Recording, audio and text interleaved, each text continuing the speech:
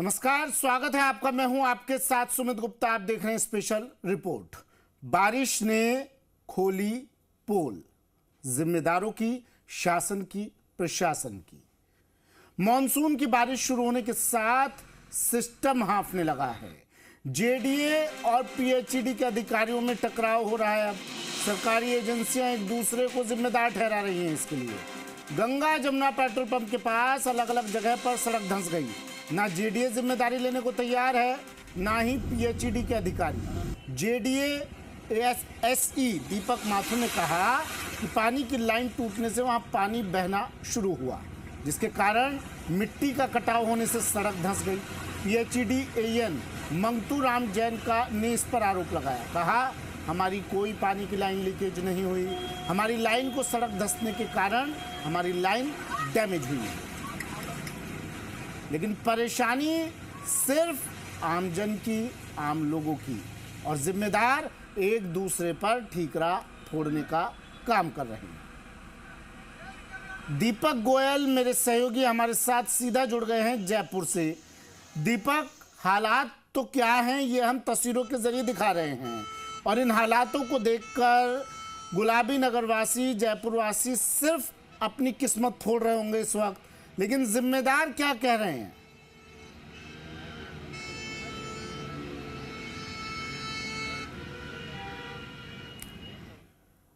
दीपक, आवाज सुन पा रहे हैं आप मेरी? बिल्कुल। देखिए, ये सिस्टम है कि ये हाँफने लगा है। यानी कि पहली बारिश है, और पहली बारिश के अंदर इस ब्रिज पर यदि आपको चढ़ना है तो इससे पहले ये गाड़ियां भी हाँफने लगी है। ये आचार्य तुलसी सेतु मार्ग है जो अजमेर गेट के लिए जाता है। आप देखिए, टू व्हीलर से लेकर और चौपहिया वाहन चालक कितनी जद्दोजहद यहाँ पर करते हुए नजर आ रहे हैं। और ये देखिए, पानी के जो हिलोरे जो पानी मार रहा है, ये कोई समुद्र के हिलोरे नहीं है, ये आपको सड़क के हिलोरे हैं जो अजमेरी की तरफ ये रास्ता जाता है। और यदि आप ठीक पीछे जाएंगे तो पेट्रोल पंप है, उसके आगे 200 फीट बाईपास है, और उसी पानी से गुजरकर, यानी कि आप देखिए कि दो पहिया वाहन चालकों की तो हिम्मत नहीं है कि वो इस ब्रिज, इस पानी को क्रॉस कर सकें, क्योंकि ये पहली मर्तबा इस तरह की तस्वीरें नहीं है। लोगों को यहाँ पर जूझना पड़ता है। हमारे सिस्टम में आपको एक्यूरेट यहाँ पर वाटर लॉगिंग जैसी स्थिति नहीं हो, एक्यूरेट आपको आंकड़े मिलेंगे, लेकिन यहाँ पर वाटर लॉगिंग के कारण यहाँ पर जो लोग हैं वो या तो वाहनों के अंदर लॉक हो गए हैं, या घरों के अंदर लॉक हो गए हैं, या अपने प्रतिष्ठानों के अंदर लॉक होकर रह गए हैं। देखिए कितने, आप इस गाड़ी के पहिए से अंदाज़ा लगा लीजिए कि इसकी डेप्थ कितनी है, यानी कि सड़क से पानी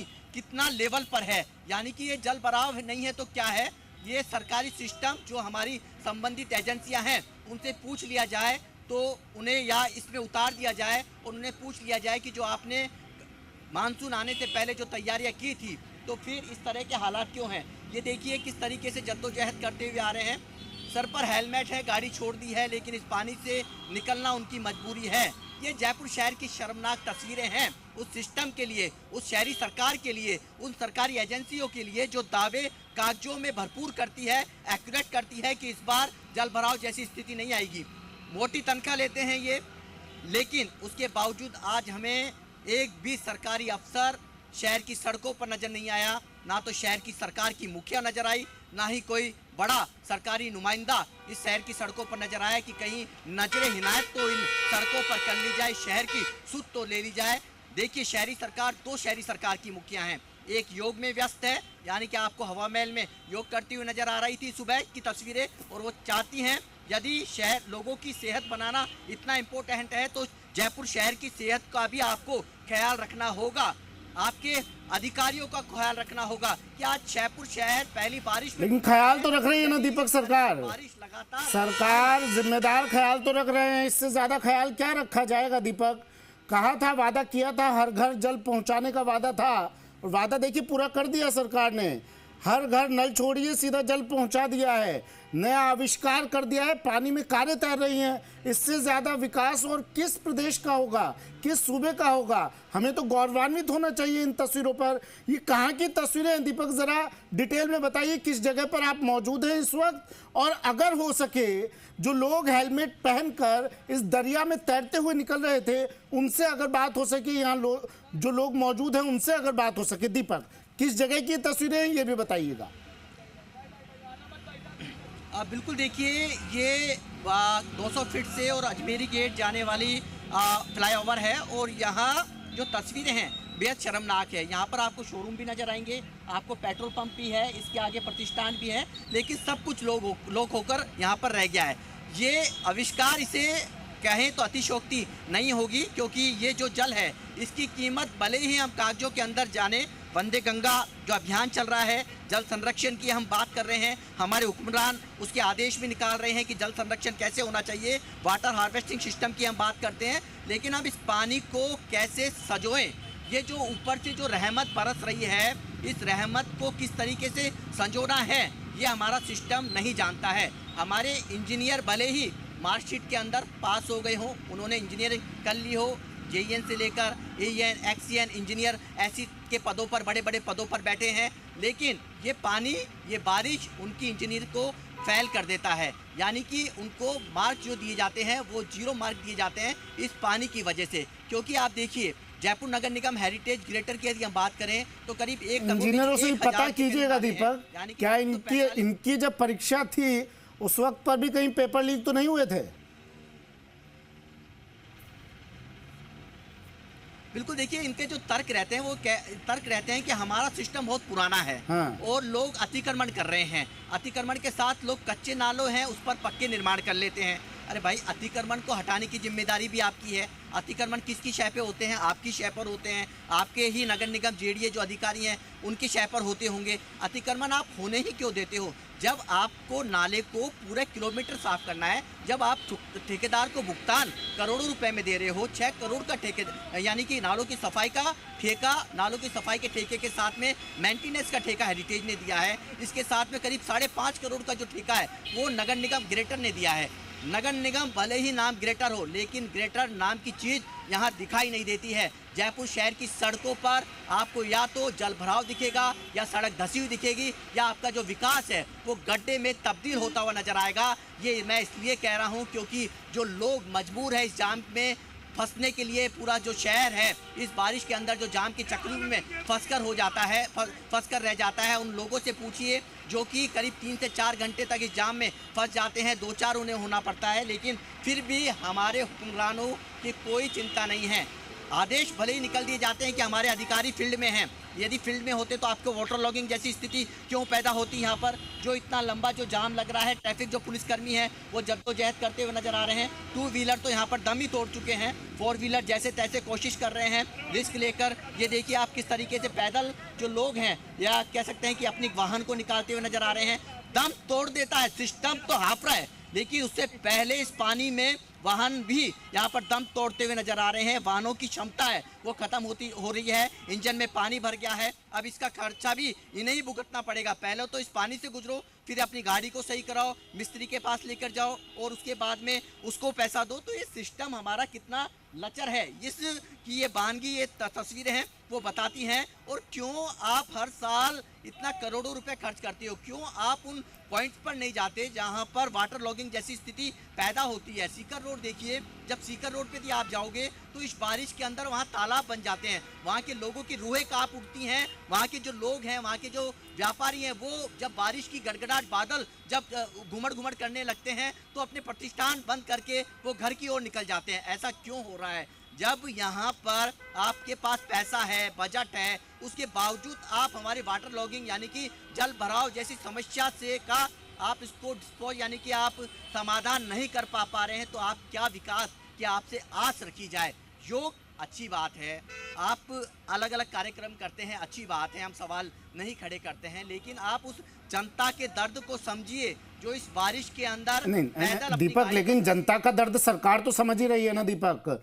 इस सिस्टम पर चाबुक मारकर इसे दौड़ाने का काम तो सरकार कर रही है, लेकिन ये जिम्मेदार क्या कर रहे हैं? मुख्यमंत्री भजनलाल शर्मा लगातार बैठ के लेते हैं, मीटिंग लेते हैं और पूरी संवेदनशीलता से दिशा निर्देश दिए जाते हैं, लेकिन उसके बावजूद क्या, उसके बावजूद तस्वीरें ऐसी, तो जिम्मेदारी किसकी? जिम्मेदारी ब्यूरोक्रेट्स की, जिम्मेदारी इन जैसे नकारा निकम्मे अफसरों की। करते क्या है आखिर ये लोग एसी कमरों में बंद होकर? दीपक, भाई सरकार तो दिशा निर्देश ही दे सकती है ना, अब मुख्यमंत्री थोड़ी ना जाएंगे। देखिए, पिछली जब बारिश हुई थी तो मुख्यमंत्री भजनलाल शर्मा को खुद यहाँ पर फील्ड में उतरना पड़ा था। हाँ। और आपने तस्वीरें भी दिखाई थी और किस तरह से उनके पीछे पीछे लवाजमा दौड़ रहा था।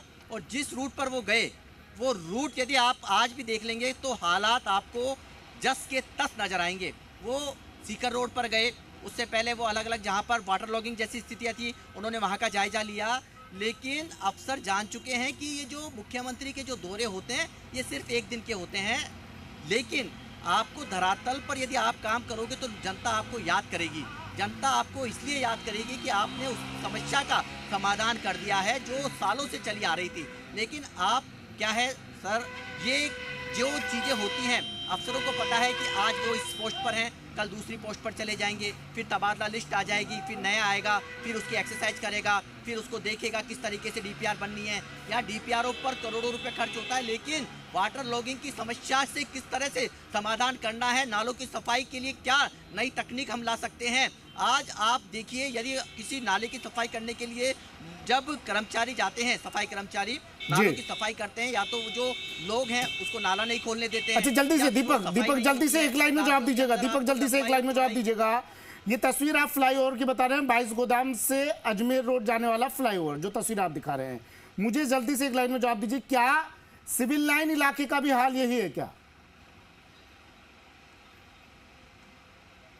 आप सिविल लाइन तो वहाँ तो आपको तमाम मंत्री दिखते हैं, वहाँ भी इस तरह के हालात हैं। आप नगर निगम ग्रेटर मुख्यालय चल जाइए, जहाँ शहरी सरकार की मुखिया से लेकर तमाम जो अफसर हैं, इंजीनियर हैं, वो बैठते हैं, उसमें 3-3 फीट पानी भरा है। तो आप अंदाजा लगा सकती है, जब वो अपने मुख्यालय को नहीं बचा सकते इस वाटर लॉगिंग से, तो इस शहर की क्या सुध लेंगे। तो इस बात से आप अंदाजा लगा सकते हैं, उस तरह की तस्वीरें, इस तरह का इसमें ऐसा लगता है कि कहीं ना कहीं भ्रष्टाचार की बू आती है।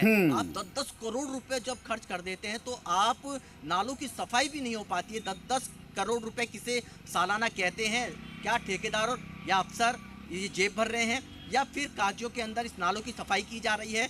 आप देख लीजिए, अभी आंकड़ा उठा लीजिए, अभी प्रेजेंटेशन था प्रभारी मंत्री का, उसमें दिखाया गया कि 345 में से और टोटल करीब 320 के करीब नाले हैं, वो बिल्कुल एक्यूरेट 100% है, वो साफ हो चुके हैं। 20 नाले ऐसे हैं जो अभी साफ होना उनका प्रगति पर है। यदि आपके नाले साफ होते तो ये शहर के हालात नहीं बनते। ठीक है, और इन तस्वीरों को देखकर अब आम लोग समझ गए होंगे कि हमारे जिम्मेदार अफसर कितने जिम्मेदार हैं। ये तस्वीरें देखकर अब कम से कम नींद से जाग जाना चाहिए जिम्मेदारों को, जेडीए को, नगर निगम को, और कम से कम इन तस्वीरों से हमें निजात दिलवानी चाहिए। शुक्रिया दीपक तमाम जानकारी के लिए।